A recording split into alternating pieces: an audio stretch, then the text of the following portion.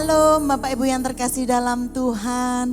Senang sekali kita kembali boleh beribadah secara online di Blessing Night ini. Mari sebelum kita mulai ibadah kita akan bersama-sama berdoa. Kami bersyukur Tuhan, berterima kasih atas kasih dan kebaikan-Mu dalam kehidupan kami Tuhan.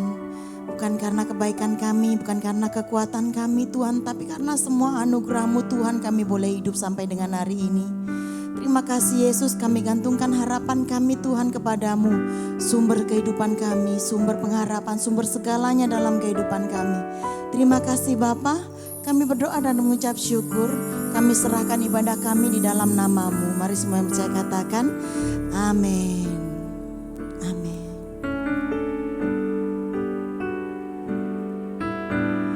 Bukan dengan kekuatanku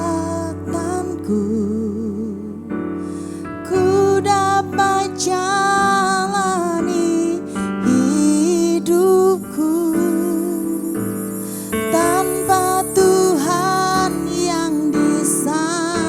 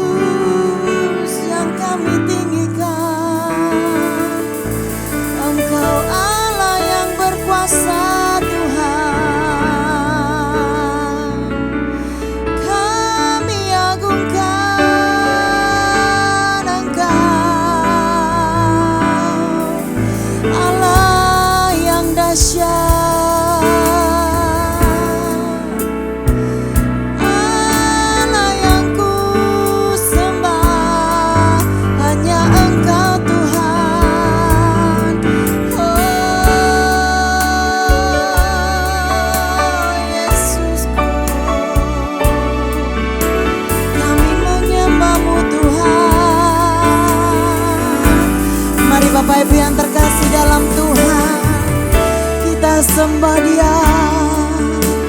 Kami yakin dan percaya Engkau Allah yang berkuasa, Engkau Allah yang besar. Kami tinggikan Engkau Tuhan, Allah yang ku sembah, Yesus. Kami menyembah-Mu, kami memuja-Mu Tuhan. Kami agungkan nama yang hebat, hanya Yesus. Oh, na na na na se.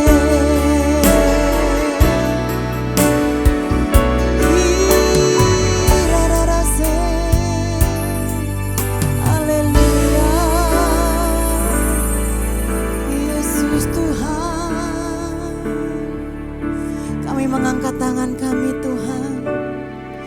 Kami mengagungkan Engkau Yesus yang besar, Yesus yang dahsyat.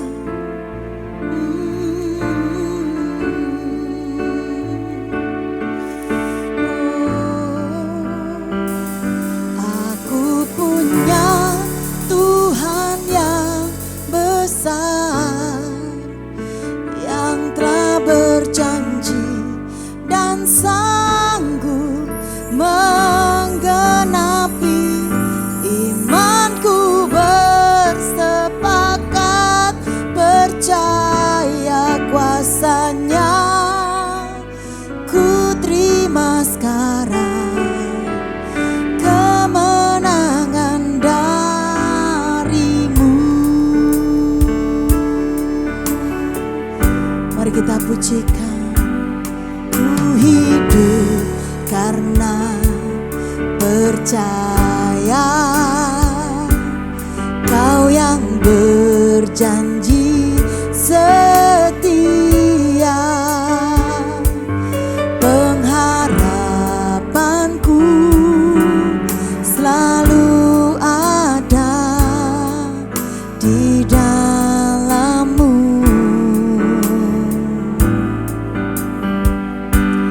Ku tidak akan menyerah meski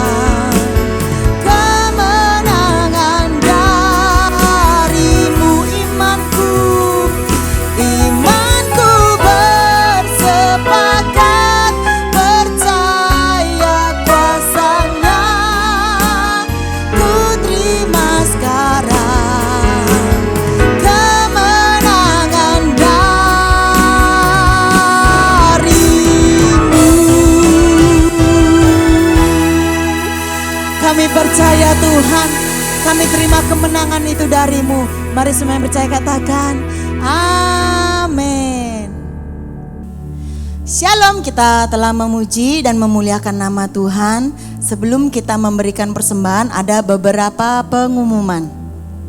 Gereja setiap hari membagikan panduan ibadah secara offline untuk dipakai dalam doa keluarga pada setiap jam 9 malam di rumah masing-masing. Bagi jemaat yang membutuhkan, dipersilahkan menghubungi nomor di bawah ini. Ibadah Raya Minggu New Normal diadakan secara onsite di gereja, yaitu di Jalan Tegalsari 60 Surabaya, diadakan sebanyak 3 kali, yaitu pada jam 9 pagi, jam 11 siang, dan jam 5 sore. Jemaat diwajibkan mengikuti ibadah dengan mematuhi protokol kesehatan yang sudah disiapkan. Bagi jemaat yang belum bisa datang ke gereja, dipersilakan untuk mengikuti ibadah secara live streaming pada setiap jam ibadah berlangsung, yaitu pada jam 9 pagi, jam 11 siang, dan jam 5 sore di YouTube channel GBI Keluarga Allah Blessing secara live. Ibadah Super Kids online setiap hari Minggu pada jam 10 pagi di YouTube channel GBI Keluarga Allah Blessing. Jangan lewatkan ibadah Blessing Night atau doa malam secara online setiap hari Kamis pada jam 6 malam di YouTube channel GBI Keluarga Allah Blessing. Tiba saatnya kita akan memberikan persembahan, mari bersama-sama kita akan berdoa. Terima kasih Tuhan Yesus, kami boleh memberikan persembahan ini Tuhan, bukan karena kebaikan kami, tapi karena berkat-berkat-Mu yang melimpah dalam kehidupan kami Tuhan. Kami mau memberikan persembahan kami dengan sukacita di hati kami. Di dalam nama Tuhan Yesus kami berdoa dan mengucap syukur. Haleluya. Amin. Jemaat dipersilakan memberikan persembahan. Persembahan dapat dilakukan dengan mentransfer ke rekening BCA dengan nomor 214995000 atas nama GBI Keluarga Allah Blessing, atau dengan scan QR Code di OVO, link aja GoPay dan Dana. Sekian pengumuman, Tuhan Yesus memberkati. Haleluya. Bapak Ibu semuanya dalam keadaan sehat, amin. Ya, tetap gunakan protokol kesehatan, jaga kesehatan, dan saya berdoa Bapak Ibu tetap kuat dan sukacita dalam Tuhan. Hari ini Bapak Ibu kita akan bersama-sama dilayani oleh hamba Tuhan yang sangat diberkati Tuhan, penuh dengan hikmat. Saya yakin Bapak Ibu tidak asing dengan beliau, karena beliau adalah seorang pengajar dan juga beberapa kali mengisi atau menjadi berkat di gereja GBI Keluarga Allah Blessing. Karena itu waktu dan tempat saya persilakan dan beri tepuk tangan yang meriah untuk Bapak Pendeta Stefanus Suwarno dari Malang. Tuhan Yesus memberkati. Ya, salam Bapak Ibu, saudara-saudara, kita berjumpa lagi dalam doa malam hari ini. Kita akan tundukkan kepala, kita akan masuk di dalam doa sebelum kita mendengar kebenaran firman Tuhan. Mari kita berdoa bersama-sama. Ya Tuhan, Engkau Tuhan yang ada di tengah-tengah kami, Engkau hadir dalam doa malam kami. Walaupun kami tidak berkumpul dalam satu tempat, kami ada di rumah kami masing-masing, tapi kami tahu hadirat Tuhan selalu beserta dengan kami. Dan yang kami percaya bahwa hadirat Tuhan selalu mendatangkan mujizat dan pertolongan bagi kami. Sebab itu biarlah Tuhan berikan kami kekuatan dalam menghadapi masa-masa yang sulit seperti ini. Kami perlu firman-Mu, kami perlu perkataan-Mu, kami perlu penghiburan daripada firman-Mu. Karena kami sungguh percaya firman-Mu itu ya dan amin. Dan apapun yang Kau katakan dalam firman pasti akan terjadi di dalam hidup kami. Terima kasih Bapa di surga. Kami sambut kebenaran firman-Mu di dalam berkat nama Tuhan Yesus Kristus, Juru Selamat dan Penolong kami yang ajaib. Haleluya. Amin. Amin. Amin. Shalom. Puji Tuhan. Malam ini kita melihat satu kebenaran firman Tuhan, Bapak Ibu Saudara, dan kita berdoa supaya kebenaran ini menjadi kekuatan buat kita semua. Ya, mari kita buka sama-sama dalam kitab Yosua. Kitab Yosua pasal yang pertama, saudara-saudara. Kitab Yosua pasal yang pertama, kita akan membaca ayat yang ke-9. Ya, saya ajak saudara-saudara membaca bersama-sama. Kalau saudara lagi dalam perjalanan, saudara bisa mendengarkan dengan baik-baik. Firman Tuhan datang kepada Yosua yang berkata demikian. Bukankah telah kuperintahkan kepadamu, kuatkan dan teguhkanlah hatimu. Janganlah kecut dan tawar hati, sebab Tuhan Allahmu menyertai engkau kemanapun engkau pergi. Ya, saya ulang sekali lagi. Bukankah telah kuperintahkan kepadamu, kuatkanlah dan teguhkanlah hatimu.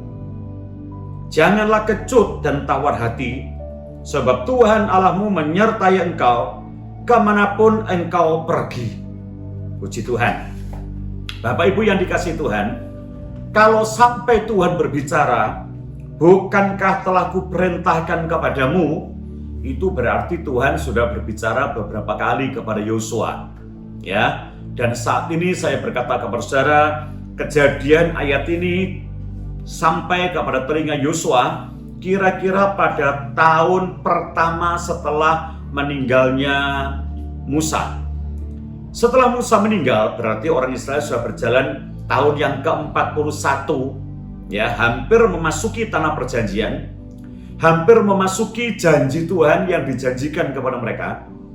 Mereka hampir selesai proses perjalanan jauh ini. Dan pada waktu itu kira-kira tahun 41, tahun ke-41 pada perjalanan mereka, orang Israel sudah sampai ke satu daerah, ya, satu daerah setelah turun dari Moab. Pada waktu mereka berduka cita karena meninggalnya Musa, mereka ada di dataran Moab di bawah. Lalu mereka ada dalam perkemahan di sana. Mereka ada di bentangan, namanya bentangan Sitim. Ya, bentangan Sitim. Di mana itu? Itu di tepi Sungai Yordan yang sebelah timur.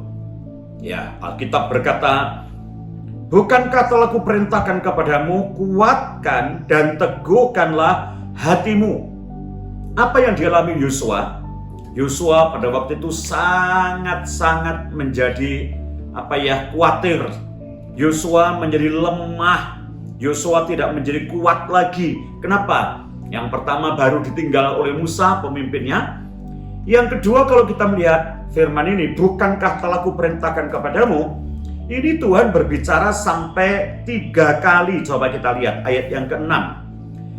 Yosua pasal 1 ayat 6 berkata, ayat 5, saya akan baca mulai ayat 5 ya. Seorang pun tidak akan dapat bertahan menghadapi engkau seumur hidupmu. Seperti aku menyertai Musa, demikianlah aku menyertai engkau.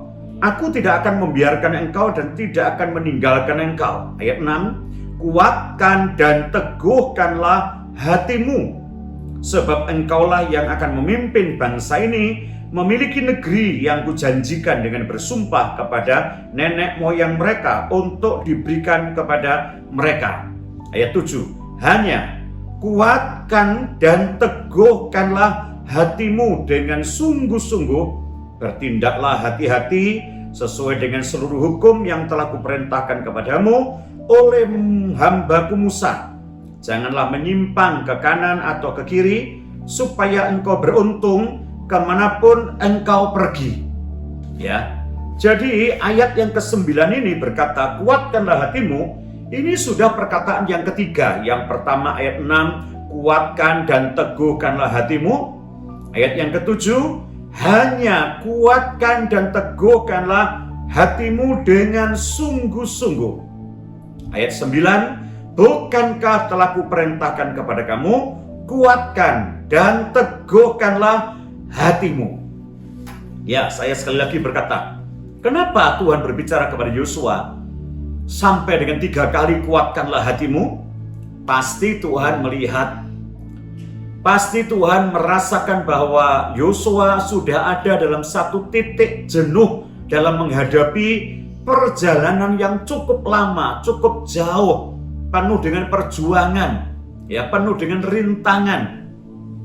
Saya tanpa berpikir, hampir 2 tahun saya dan saudara menghadapi pandemi ini, ya, dan adanya pandemi membuat semua berubah total, ya. Ada yang kehilangan kesehatan, ada yang kehilangan keuangan dan pekerjaan, ada yang menghadapi kesulitan demi kesulitan, ya, sampai anak-anak sekolah pun menghadapi kesulitan, guru-guru menghadapi kesulitan, orang tua mereka juga menghadapi kesulitan.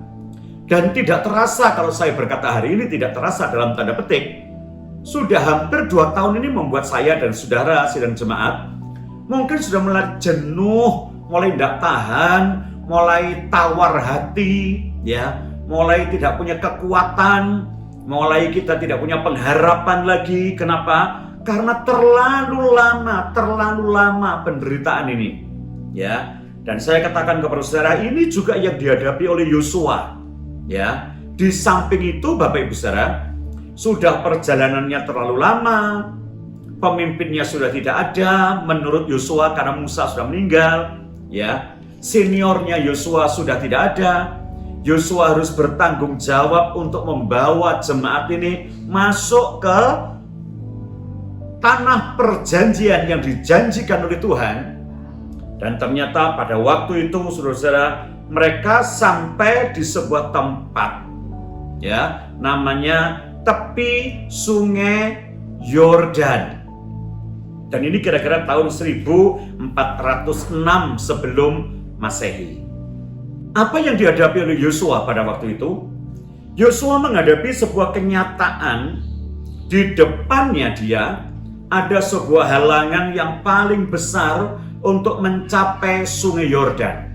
Ya, untuk mencapai tanah perjanjian, dia harus menyeberangi sungai namanya Sungai Yordan.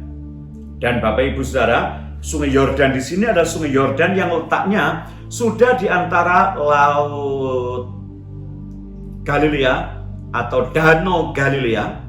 Ya, Danau Galilea ini memang danau yang istimewa. Ada beberapa nama. Yang pertama disebut dengan Danau Galilea karena letaknya di provinsi Galilea. Yang kedua, danau ini juga disebut dengan Danau Tiberias karena di sebelah danau ini ada kota yang sangat penting yang dibangun oleh Herodes, yaitu kota Tiberias untuk menghormati Kaisar Tiberius. Berikut pada zaman Perjanjian Lama, danau ini disebut dengan Danau Kineret, ya, karena bentuknya seperti kenor. Kenor itu alat musiknya orang Israel namanya harpa, gitu ya, kayak harpa namanya kenor, ya, makanya disebut dengan Kineret. Lalu danau ini juga disebut dengan Danau Genesaret. Nah, Sungai Yordan yang diseberangi, yang ada di depan matanya Yosua dengan seluruh Israel, adalah Sungai Yordan yang mengalir sesudah Danau Galilea. Betapa luar biasa Danau Galilea, menampung Sungai Yordan airnya dan mengalirkan kembali kepada aliran yang berikutnya.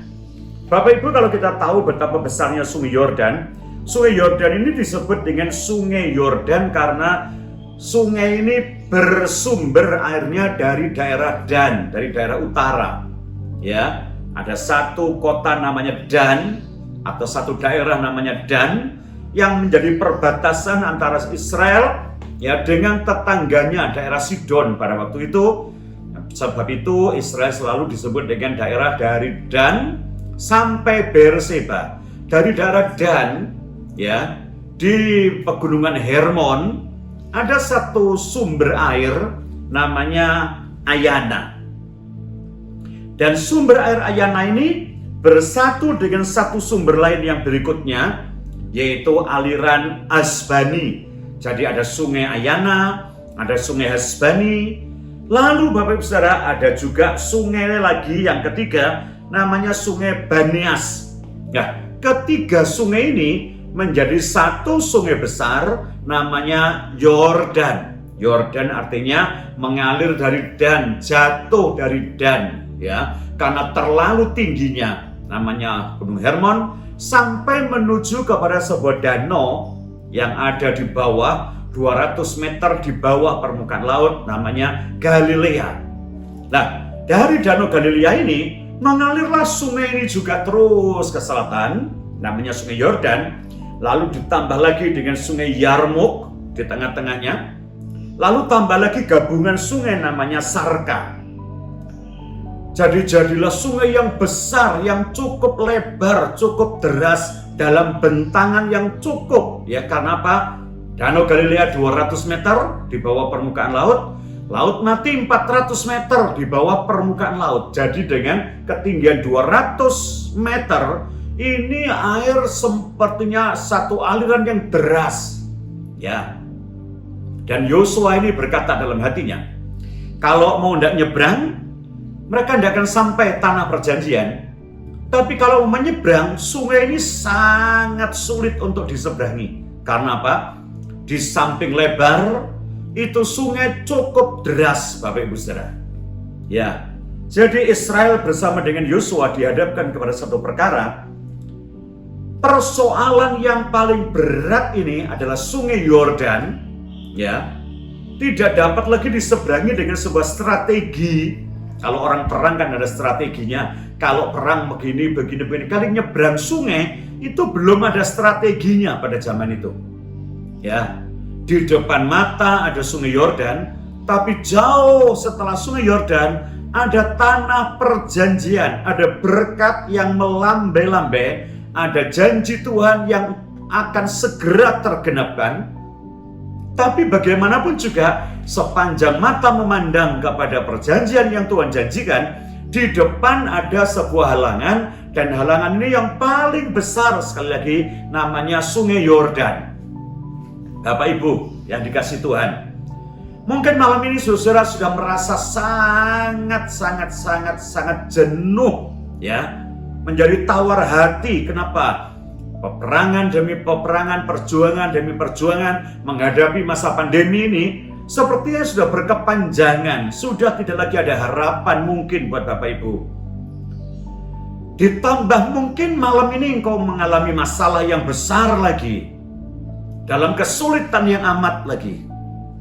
Dalam masalah yang besar ini saudara, jangan menjadi tawar hati, jangan menjadi takut, jangan menjadi tidak percaya. Justru masalah yang besar yang terjadi dalam hidup saudara itu bagaikan sungai Yordan yang menghalangi perjalanan Anda, dan tak lama lagi Anda masuk dalam penggenapan janji Tuhan. Ya, Israel akan segera masuk dalam tanah perjanjian, tanah yang gemah ripah loh jinawi. Mereka akan menikmati hasil yang luar biasa. Di sana ada gandum, di sana ada zaitun, ya, di sana ada anggur, di sana ada rumput yang sangat banyak yang menyebabkan hewan-hewan mereka akan tumbuh dengan luar biasa. Bahkan di tengah-tengah rumput itu ada bunga rumput yang menghasilkan madu yang cukup banyak. Tapi perhatikan, menghadapi kenyataan hidup yang diberkati, hidup berkelimpahan, Israel harus mengalami sebuah tantangan berat. Apa tantangannya? Yaitu tantangan menyeberangi sungai Yordan. Ya, sekali lagi, mungkin Anda sudah sampai ke tepi sungai Yordan hari ini. Di tepi masalah yang paling berat, yang paling sulit dalam hidup saudara. Tapi saudara jangan takut. Tuhan beserta kita. Ayat yang ke-6 tadi berkata di sana, kuatkan dan teguhkanlah hatimu, sebab engkaulah yang akan memimpin bangsa ini, memiliki negeri yang kujanjikan dengan bersumpah kepada nenek moyang mereka untuk diberikan kepada mereka. Yosua mendapatkan sebuah perintah, kamu yang harus memimpin, ya. Jadi pada waktu dia melihat sebuah kenyataan, Yosua tidak akan dapat lari dari sebuah tanggung jawab, karena Tuhan berkata, seperti aku menyertai Musa, aku juga akan menyertai engkau. Aku tidak akan membiarkan engkau dan tidak akan meninggalkan engkau.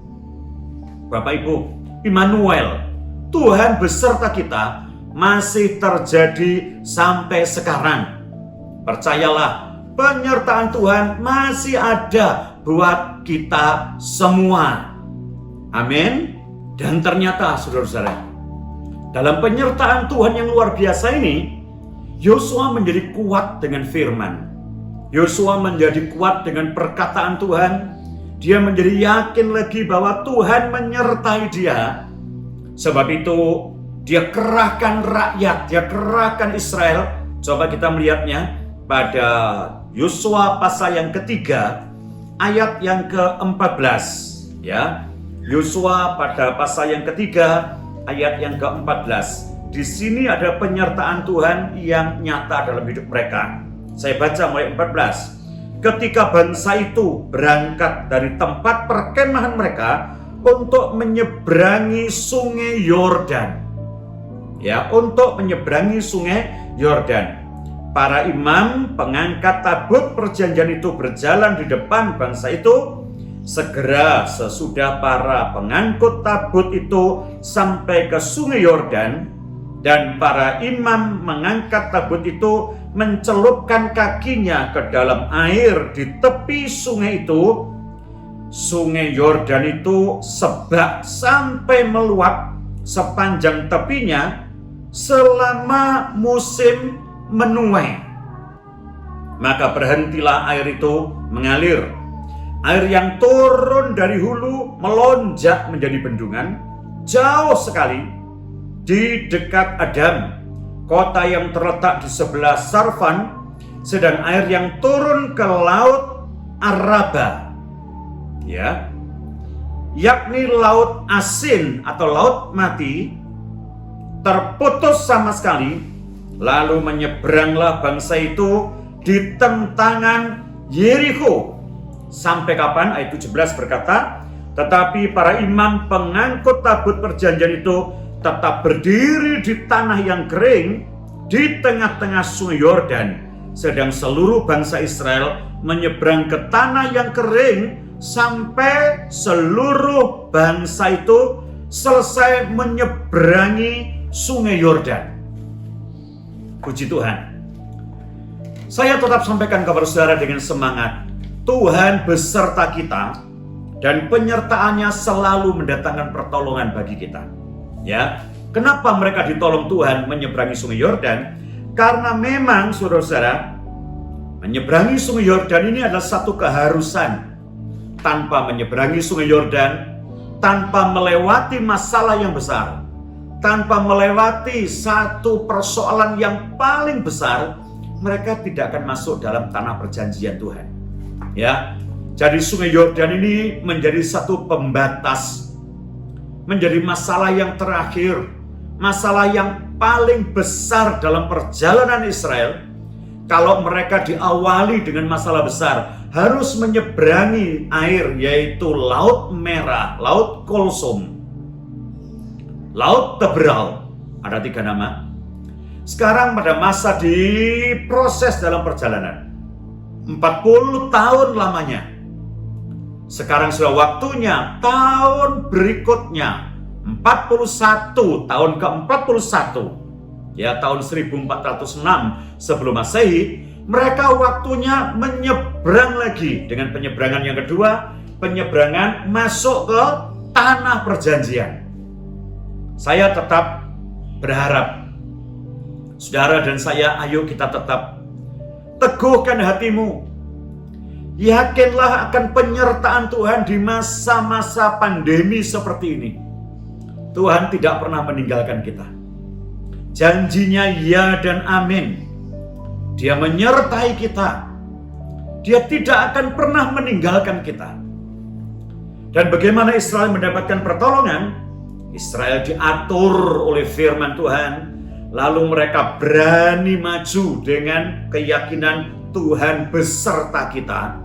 Para imam-imam pengangkat tabut perjanjian, mereka masuk ke tepi sungai Yordan. Dan pada waktu kaki mereka masuk ke air sungai Yordan, air itu terputus alirannya, sehingga mereka menyeberang di tanah kering. Seperti waktu mereka keluar dari Mesir, mereka berjalan di tanah kering di tengah-tengah laut Teberal.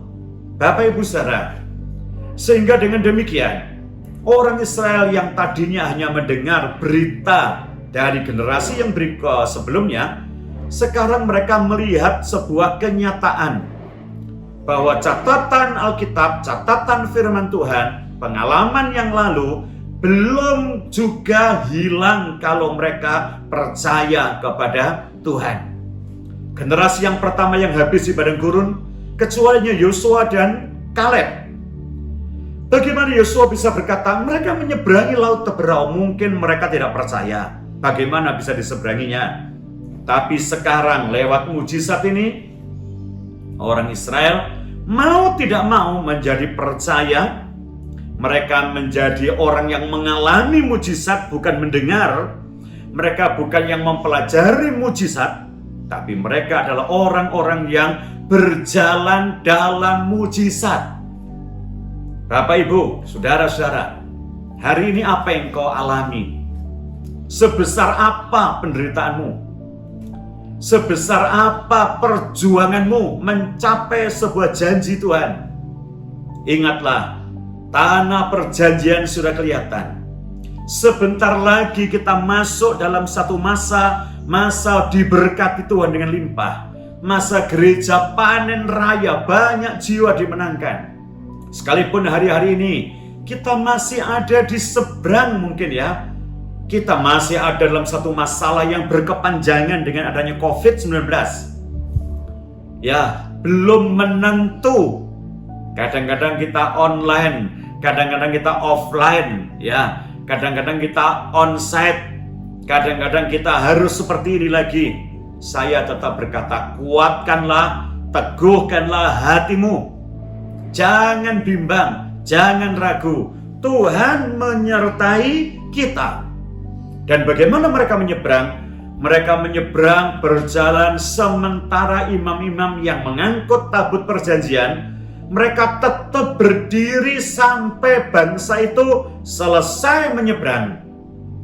Dan saya berdoa semua jemaat GBI Keluarga Allah Blessing, tidak satu pun yang terlewat. Semua akan masuk dalam sebuah arena mujizat, sebuah pengalaman mujizat. Tidak seorang pun yang tertinggal. Kenapa? Karena penyertaannya itu sempurna, janjinya itu ya dan amin. Buat saudara, buat saya, buat kami hamba-hamba Tuhan, dan buat jemaat yang dilayaninya, jangan pernah ragu terhadap janji Tuhan ini. Ya, sebab itu saya berkata, tetaplah kuat di dalam Tuhan, tetap kuat dalam firman-Nya, tetap kuat dalam proses yang Tuhan izinkan, dan kita pasti akan diberkati Tuhan. Mari kita tutup dengan doa, kita tundukkan kepala kita bersama-sama. Bapa di surga, kami bersyukur buat firman-Mu. Biarlah Tuhan berikan kami kekuatan seperti Tuhan berbicara kepada Yosua. Firman ini juga berlaku buat kami semua. Seperti Engkau menyertai Israel umat-Mu, Engkau menyertai kami sekalian. Sehingga pada masa-masa pandemi ini kami tetap kuat, kami tetap berharap, kami tetap percaya mujizat pasti terjadi. Dan tidak ada seorang pun di antara kami yang terlewatkan, tapi semua kami akan menerima, akan mengalami mujizat yang Tuhan sediakan. Kami keluar dari pandemi, kami diberkati, kami menjadi orang-orang yang sehat, kuat, umur panjang, diberkati untuk menjadi berkat dari hari ini sampai selama-lamanya. Terima kasih Bapa di surga, di dalam nama-Mu Tuhan Yesus Kristus kami panjatkan doa kami. Haleluya. Amin. Terima kasih Pak Stefanus Suwarno sudah menjadi berkat untuk setiap kita. Saya percaya Bapak Ibu semuanya diberkati Tuhan. Amin. Karena itu yuk kita beri tepuk tangan yang meriah buat Tuhan kita. Haleluya. Beberapa pengumuman sebelum kita mengakhiri ibadah. Yang pertama, saya dorong Bapak Ibu untuk dapat bersama-sama untuk mengikuti ibadah secara onsite. Yaitu setiap hari Minggu diadakan 3 kali ibadah. Yaitu jam 9, jam 11, dan juga jam 5 sore.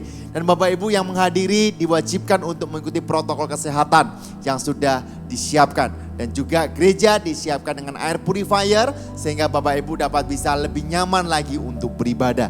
Saya rasa nggak ada yang lain, mari kita berdiri bersama-sama, kita akan akhiri ibadah. Tuhan, kami mengucap syukur Tuhan. Terima kasih atas kebenaran firman-Mu yang sudah Engkau sampaikan dalam kehidupan kami Tuhan. Seberapa berat Tuhan, seberapa besar masalah yang kami hadapi Tuhan. Kami percaya di saat kami berjalan dengan Engkau Tuhan, Engkau memberikan jalan yang baru, Engkau berperang ganti kami Tuhan. Terima kasih atas firman-Mu Tuhan. Dan tiba saatnya Bapak Ibu dalam Tuhan kita akan menerima berkat dari Bapa. Angkatlah kedua tanganmu, sekarang terimalah berkat dari Bapa yang melimpah-limpah. Biarlah kasih sukacita daripada Allah anak yang tak berkesudahan. Biarlah persekutuan Roh Kudus yang manis akan menyertai engkau, akan memberkati engkau. Sehingga apa saja yang kau kerjakan menjadi berhasil dan beruntung. Sekarang terimalah berkat kasih karunia dari Tuhan Yesus Kristus. Semua yang sudah menerima bersama-sama dengan saya katakan, amin. Tuhan Yesus memberkati.